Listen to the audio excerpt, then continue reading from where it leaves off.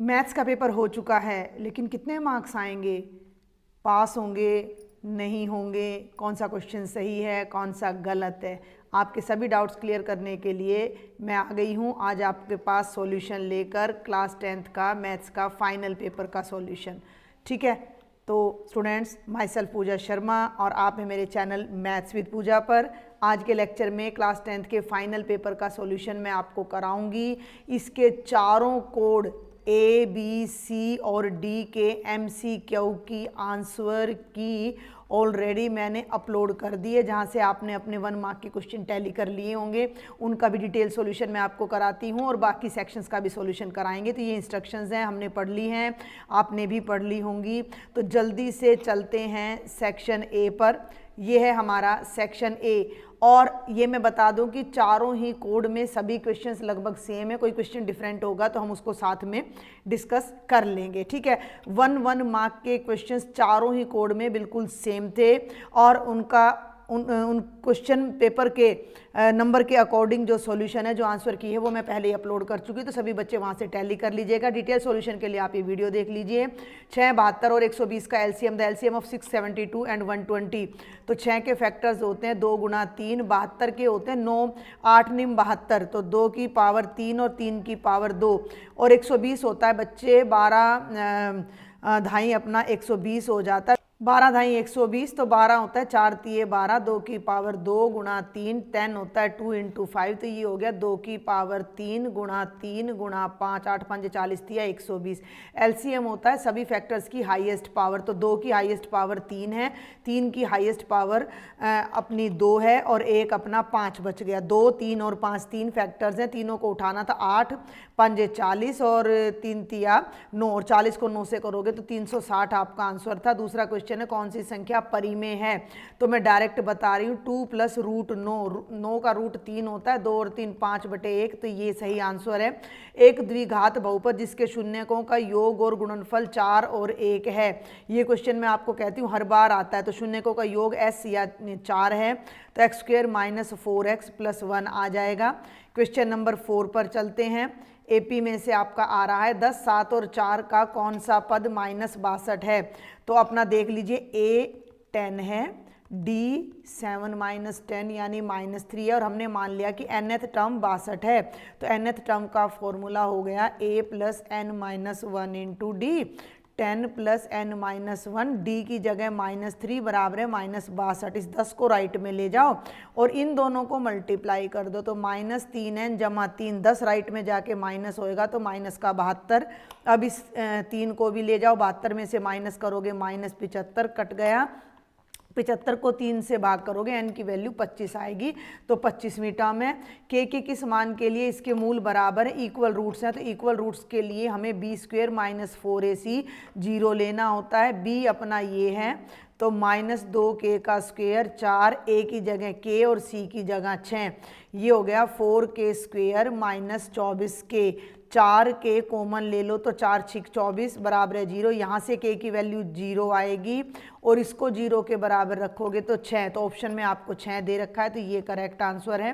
छठे पर आ जाओ। 2 बिंदुओं के बीच की दूरी, तो ये आपका x1 है, ये y1 है, ये x2 है और ये y2 है। दूरी क्या होती है, x2 - x1 का स्क्वायर प्लस y2 - y1 के स्क्वायर का अंडर रूट। 5 में से 1 गया 4, 4 का स्क्वायर 16, 3 में से 7 गए -4 का स्क्वायर 16, 16 और 16 होता है 16 दूनी 32, या मैं उसको 16 × 2 लिख सकती हूँ, 4√2, ऑप्शन बी आ जाएगा।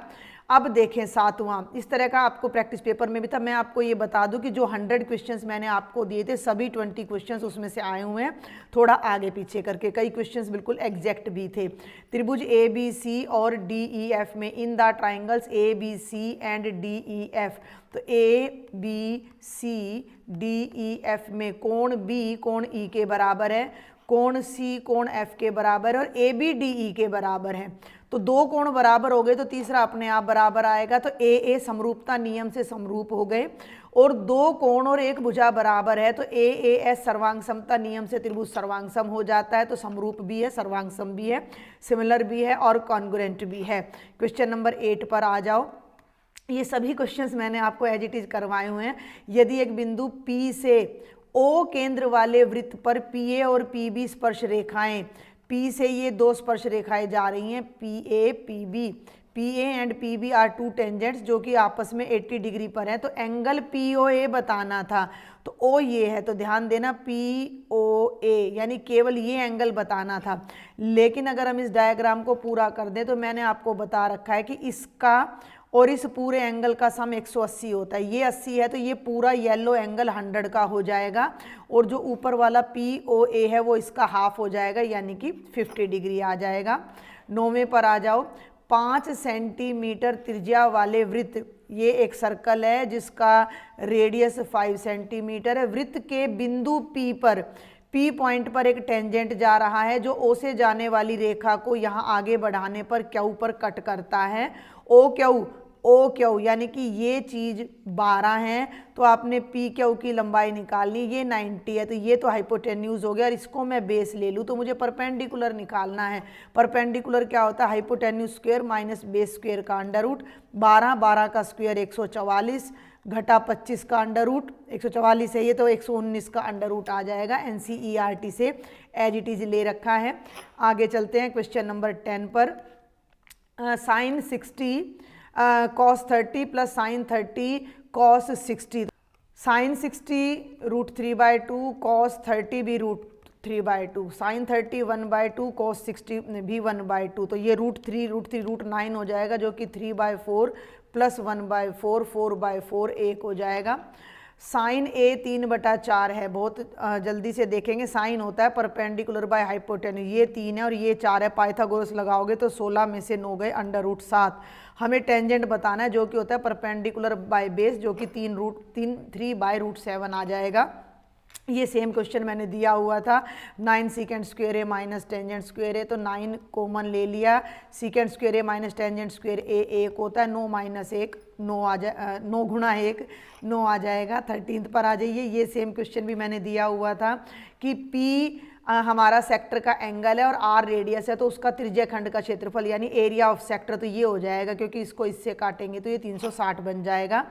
14वें पर आ जाओ। 6 सेंटीमीटर त्रिज्या, बिल्कुल उसी की एक एप्लीकेशन आपको यहाँ दे दी गई है कि अगर ये वाला एंगल 60 डिग्री है, रेडियस 6 है, तो ये क्षेत्रफल कितना होगा? तो 60/3 60 इंटू पाई और R स्क्वेयर 36, तो 36 से ये कैंसिल 10 और 10 छिक्के 60, और ये 132/7 सेंटीमीटर स्क्वेयर आ जाएगा। 15वें पर आ जाइए। 15वां आपको बोल रहा है कि 2.1 सेंटीमीटर रेडियस वाले गोले का सरफेस एरिया, गोले का सरफेस एरिया बेटा जी होता है 4πr स्क्वेयर, तो 4 पाई की जगह 22/7 और रेडियस है 2.1 जिसको मैंने 21/10 कर दिया। 7 तिया 21, ऊपर वालों की गुणा आप कर लीजिएगा तो 5544/100 आएगा, तो 55.44 सेंटीमीटर स्क्वायर आंसर हो जाएगा। 16वां सवाल एज इट इज मैंने आपको दिया हुआ था। क्या फॉर्मूला होता है कि बहुलक बराबर है 3 माध्यक घटा 2 माध्य, तो बहुलक है मेरा 17, माध्यक है 11 और 2 मीन 33। देखो मीन तो इधर आ जाएगा, यहाँ ये 11 है तो 11 तिये 33 में से 17 घटाएंगे तो 16 आएगा, 16 आएगा, 2 से भाग करेंगे तो 8 आपका उत्तर आ जाएगा। ये वाला भी एज इट इज मैंने करवाया था 100 क्वेश्चंस में आपको। माध्यक वर्ग और बहुलक वर्ग, बहुलक वर्ग तो ये हो गया क्योंकि सबसे बड़ी बारंबारता है, तो इसकी निचली सीमा हो गई 15, और माध्यक के लिए आप इसकी क्यूमुलेटिव फ्रीक्वेंसी निकाल लो। संचयी बारंबारता 10 और 15 25 और 12 37 और 20 57 और 9 66, 66 का आधा 33, 33 से बड़ी बारंबारता ये है संचयी, तो ये मेरा माध्यक वर्ग हो जाएगा। इसकी निचली सीमा है 10 और 10 और 15 का जोड़ है 25, तो ये राइट आंसर हो जाएगा। अब हम चलते हैं क्वेश्चन नंबर 18 पर। अगेन वेरी इजी, स्टैंडर्ड का पेपर बहुत ही इजी था आपका। पासे को एक बार फेंका जाता है, विषम संख्या हो जाएगी 1 3 और 5 3 हो जाएंगी, 3/6 यानी 1/2। 19वें पर आ जाओ। असर्शन रीजन पर इसी तरह का मैंने दिया था। वर्गमूल 3 एक अपरिमेय संख्या है, ट्रू है। सभी धनात्मक पूर्णांकों के वर्गमूल अपरिमेय होते हैं, गलत है। 4 का वर्गमूल करोगे परिमेय आएगा, तो इसका सी ऑप्शन सही हो जाएगा। और 20th इंग्लिश मीडियम वालों को समझ आ गया होगा, √3 is an example of an irrational number, ये ट्रू है। और सभी पॉजिटिव इंटीजर्स का रूट इरेशनल नहीं होता है, ये फॉल्स है, तो दिस इज करेक्ट आंसर। और क्वेश्चन नंबर 20 पर आ जाइए। 0,5 वाई अक्ष पर है, बिल्कुल सही है। वाई पर किसी बिंदु का निर्देशांक 0 होता है, ये भी सही है, और ये इसकी सही एक्सप्लेनेशन है, तो ए आ जाएगा। और इसको अगर मैं इंग्लिश मीडियम में देखती हूँ तो फिर वही चीज़ आ जाती है, 0.05 लाइज ऑन वाई एक्सिस, और वाई एक्सिस पर किसी पॉइंट का एक्स कोऑर्डिनेट 0 होता है, ये इसको एक्सप्लेन कर रहा है, तो ऑप्शन ए करेक्ट है। सेक्शन बी पर आ जाते हैं। निम्नलिखित रैखिक समीकरण युग्मों को हल करो, सॉल्व दीज। किसी भी तरीके से आप इनको हल कर सकते थे। मैं इसको लिखने की बजाय बल्कि मैं आपको डायरेक्ट बताती हूँ। एलिमिनेशन मेथड ले लेते हैं, पहले वाले को गुणा करते हैं 4 से और इसको करते हैं 3 से। इसको 4 से करोगे तो ये बनेगा 8x + 9y = 13 चौकू 52, और इसको 3 से करोगे तो 15x - 12y = -6। उसको 4 से करना था ना, 4 दूनी 8 और 4 तिये 12, ठीक है। अब ठीक हो गया, ये कट गया, 15 और 8 23x और बराबर 52 में से 6 गए 46, x = 46/23, 23 दूनी 46 होता है, 2 आ जाएगा।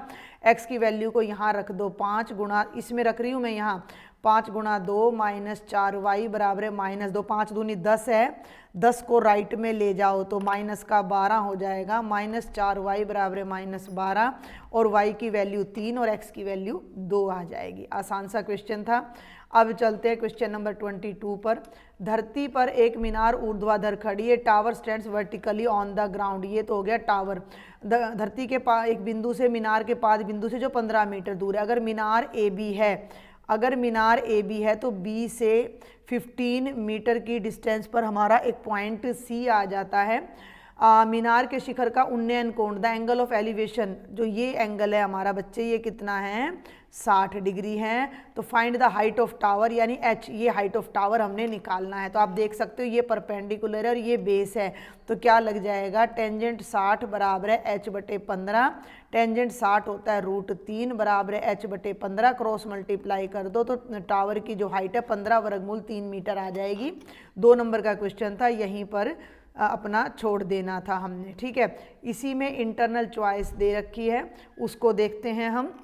तो ये क्या क्वेश्चन है इंटरनल चॉइस में कि गिवन फिगर में PS/SQ और PT/TR इक्वल है। PS/SQ = PT/TR, और एंगल PST, ये वाला एंगल इसके इक्वल है। तो सिद्ध करो कि ये जो मेन ट्रायंगल है ये आइसोसेलेस है, यानी इसकी 2 साइड्स इक्वल हैं।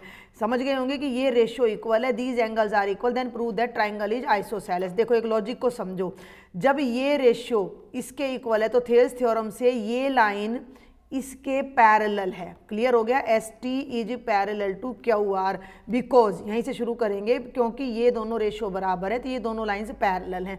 जब ये दोनों लाइन पैरेलल है तो ये S एंगल इसके इक्वल आ जाएगा Q के, ठीक है। एंगल PST एंगल PQR के इक्वल हो जाएगा, कॉरस्पॉन्डिंग एंगल्स हो गए, ये दोनों संगत कोण हो गए। लेकिन ये वाला एंगल इसके भी इक्वल है, बट एंगल PST तो एंगल PRQ के ऑलरेडी इक्वल है, ये बात हमें दे रखी है। तो ये दोनों भी इक्वल हो गए क्योंकि दोनों PST के इक्वल हैं, तो एंगल PQR और एंगल PRQ बराबर हो गए। अब मैं अगर इसको पूरा साफ कर दूं यहाँ से, तो इस त्रिभुज में क्या मिल गया कि ये वाला एंगल और ये वाला एंगल बराबर हो गया। भाई ये दोनों रेखाएं पैरेलल थी, तो उस वजह से ये एंगल तो इसके इक्वल आ गया, बट ये एंगल इसके इक्वल दे रखा था। जब 2 एंगल इक्वल हो गए तो उनकी विपरीत भुजाएं भी बराबर हो जाएंगी, यानी PQR के इक्वल हो जाएगा, तो ये एक समद्विबाहु त्रिभुज हमारा बन जाता है। 22वें क्वेश्चन पर आ जाओ। एक बिंदु A से जो वृत्त के केंद्र से 5 मीटर की दूरी पर स्पर्श रेखा की लंबाई 4 है, वृत्त की त्रिज्या निकालिए। भाई बहुत सिंपल सा क्वेश्चन है, ये सर्कल है, एक पॉइंट है जो सेंटर से 5 मीटर की डिस्टेंस पर है, टेंजेंट की लेंथ 4 है और रेडियस आपने निकालना है। तो ये हमारा हाइपोटेन्यूज, ये परपेंडिकुलर ले लिया और ये बेस ले लिया। तो hypotenuse square is equal to perpendicular square plus base square. तो 5 का स्क्वायर बराबर है 4 का स्क्वायर, जब 25 में से 16 गए 9, और R की वैल्यू अपनी कितनी आ जाएगी, 3, तो रेडियस 3 आ जाएगा। आगे चलते हैं, बहुत ही सिंपल है। अब तो हमने बस आइडिया लेना है, अब तो आप कर ही आए हो जो आपने करना था। 2 tangent square 45 degree plus cos square 30 minus sine square 60। अब एक बात बता दूं, ये दोनों कट जाएंगे। क्यों कट जाएंगे? क्योंकि कॉस 30 की वैल्यू √3/2 होती है, साइन 60 की भी। तो ये बच गया 2 टेंजेंट स्क्वायर 45, 2 गुणा 1 का स्क्वायर 2 आ जाएगा आंसर। पूरा वैल्यू पुट कर लेनी थी, नहीं भी करते तो भी ठीक था। त्रिज्या 4 सेंटीमीटर, 25वां क्वेश्चन, त्रिज्या 4 सेंटीमीटर वाले वृत्त के त्रिज्या खंड का क्षेत्रफल ज्ञात करें जिसका कोण 30 डिग्री है। सेम ही क्वेश्चन इसने पीछे भी दे रखा था, शायद वो 1 नंबर में था। तो क्या होता है क्षेत्रफल? थीटा बाय 360 इंटू पाई, और त्रिज्या कितनी है? आर 4। तो ये आ जाएगा, 0 से 0 कट गया, 3 1 जा 3 12, और बच्चे ये आ गया 4 3 12। ठीक है, तो ऊपर तो आ गया 22 चौक 88 और नीचे आ गया 21 सेंटीमीटर स्क्वायर। ठीक है, एरिया ऑफ सेक्टर निकालना था। सेम क्वेश्चन इसने 1 मार्क में भी दे दिया था। और इसका एक बल्कि ये ठीक दे रखा है, वृत्त के चतुर्थांश का क्षेत्रफल ज्ञात कीजिए जिसकी परिधि 22 है। परिधि 22 है, ये क्वेश्चन मैंने आपको करवाया था। तो 2 पाई आर 22 हो गया। इससे रेडियस निकालेंगे, 2 गुणा 22/7 गुणा आर बराबर 22। 22 से 22 कट गया, 7 उधर चला जाएगा, 2 नीचे, ये आपका रेडियस आ गया। अब चतुर्थांश का जो क्षेत्रफल होता है वो वृत्त के क्षेत्रफल का चौथा हिस्सा होता है। तो 1/4 पाई की जगह 22/7 और रेडियस की जगह 7/2 गुणा 7/2। 2 से काटना चाहो तो ये हो जाएगा 11, ऊपर आ जाएगा 11 7 77 और नीचे आ जाएगा 4 दूनी 8 centimetre square. Complete section B बिल्कुल इजी था।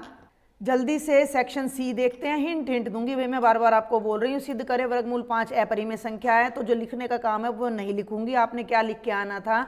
माना √5 अपरिमेय नहीं है बल्कि परिमेय है। परिमेय तो हम इसे p/q की फॉर्म में लिख सकते हैं। q नॉन जीरो है और p और q का महत्तम समापवर्तक 1 है, यानी दोनों सह अभाज्य यानी को प्राइम है। फिर हमने दोनों तरफ कर देना था स्क्वेयर, इसको कर देना था क्रॉस मल्टीप्लाई। तो 5q² = p²। तो यहाँ से क्या आ रहा था कि p² 5 से डिवाइड हो रहा है, तो p भी 5 से पूरा भाग हो रहा है। तो p की वैल्यू आ जाती 5m, जो हमने यहाँ रखनी थी। 5q² यहाँ 5m रखते और उसका स्क्वेयर करते तो वो बन जाता है 25m²। 5 5 25, तो ये बन गया q² = 5m²। तो यहाँ से भी क्या आ गया कि q भी 5 से पूरा भाग हो रहा है। अब यहाँ आ गया p 5 से डिवाइड हो रहा है, यहाँ आ रहा है q 5 से डिवाइड हो रहा है। तो ये इस बात को कॉन्ट्राडिक्ट कर रहा है कि दोनों सह अभाज्य हैं। तो हमारा जो पोजीशन है वो रोंग है, इसका मतलब वो परिमेय नहीं है बल्कि अपरिमेय संख्या है। अगले क्वेश्चन पर चलते हैं। एक द्विघात बहुपद x2 जमा 7x जमा 10 के शून्यक ज्ञात कीजिए और शून्यक और गुणांकों के बीच संबंध की सत्यता की जांच कीजिए। Find the zeros and verify the relation between roots and coefficients. देखो भाई, इतना वर्बल सा क्वेश्चन है, इसमें a 1 है, b 7 है और c 10 है। क्लियर हो गया। इसके जीरोज निकालने तो इसको = 0 कर लो, इसके फैक्टर बनेंगे x + 5 और x + 2। एक फैक्टर बनेगा -5 और -2। तो अल्फा को मैंने -5 ले लिया और बीटा को -2। ये जीरोज यानी शून्यक आ गई, ये गुणांक यानी कोफिशिएंट हो गए।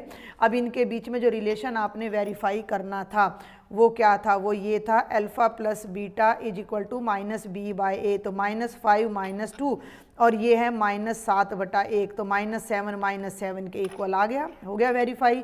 दूसरा रिलेशन था अल्फा बीटा = c/a। अल्फा -5 है, बीटा -2, दोनों को मल्टीप्लाई करोगे 10, c 10 है और ये 1, ये भी इक्वल आ गया। तो बिल्कुल सिंपल था। बिल्कुल मैं हिंट्स दे रही हूँ, शॉर्ट में आपको करा रही हूँ। 28वें पर आ जाओ। ये आपका एग्जाम्पल है NCERT से। 2 व्यक्तियों की आय का अनुपात, ये यहाँ से मिट रहा है। The ratio of income is 9x 7x।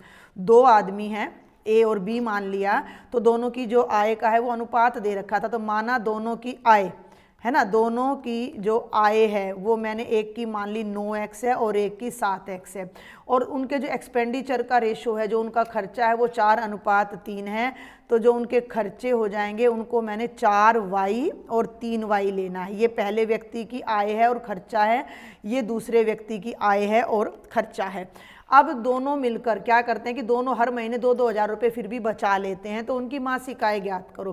देखो, एक छोटा सा लॉजिक आपने समझना है कि जो हमारी बचत होती है वो क्या होती है? Income minus expenditure. अगर मेरी इनकम 100 रुपये है और मैं 80 खर्च करती हूँ तो मेरे 20 रुपये बचेंगे। तो जो पहले की बचत है वो क्या हो जाएगी? 2000, यानी कि 9x - 4y = 2000। दूसरे की इनकम में से उसका खर्चा घटा दोगे, 7x minus 3y is equal to 2000। अब आपने इसको सॉल्व करना था, तो मैं अब क्या करती हूँ, पहले को मल्टीप्लाई करती हूँ 3 से और दूसरे को करती हूँ 4 से। तो ये बन गया 27x माइनस 3 चौके 12 और 3 दूनी 6। इसको 4 से करेंगे तो 28x माइनस 12y बराबर है 8000।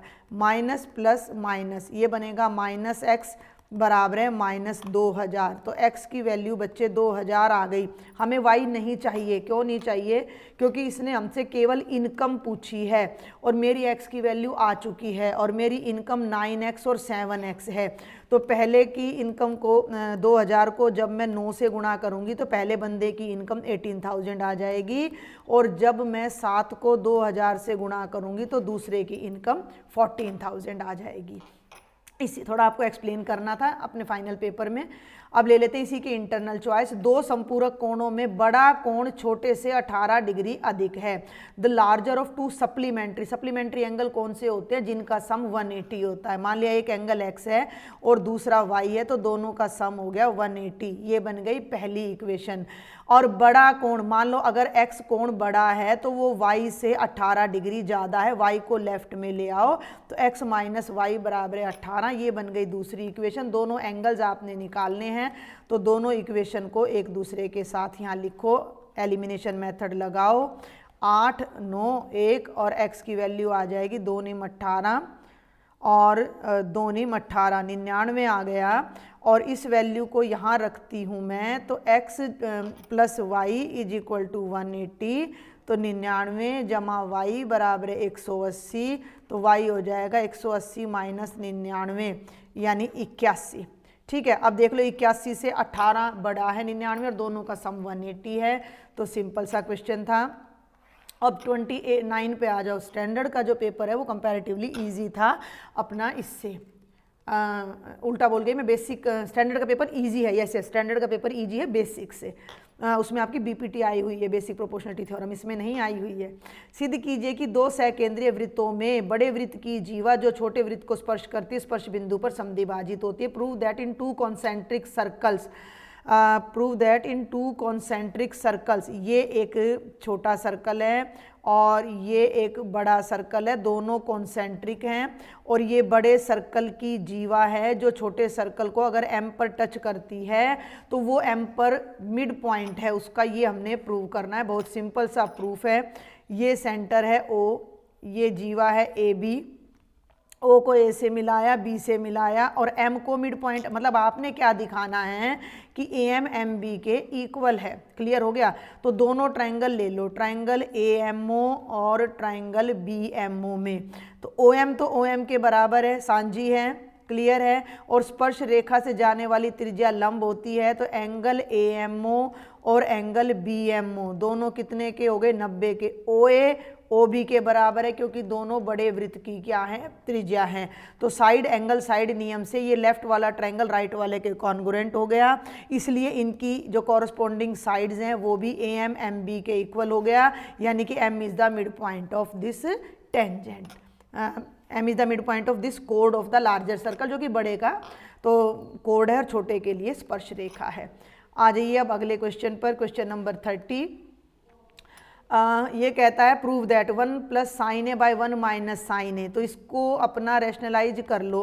1 plus sine A by 1 minus sine A का अंडर रूट है ना, तो अंडर रूट के अंदर ही मैं इसको कर देती हूँ 1 प्लस साइन ए से गुणा और 1 प्लस साइन ए से भाग। ऊपर हो जाएगा a प्लस बी का स्क्वेयर, यानी कि a square plus B square plus 2ab, और नीचे हमारा आ जाएगा 1 माइनस साइन स्क्वेयर ए, जो कि मेरा हो जाएगा कॉस स्क्वेयर ए।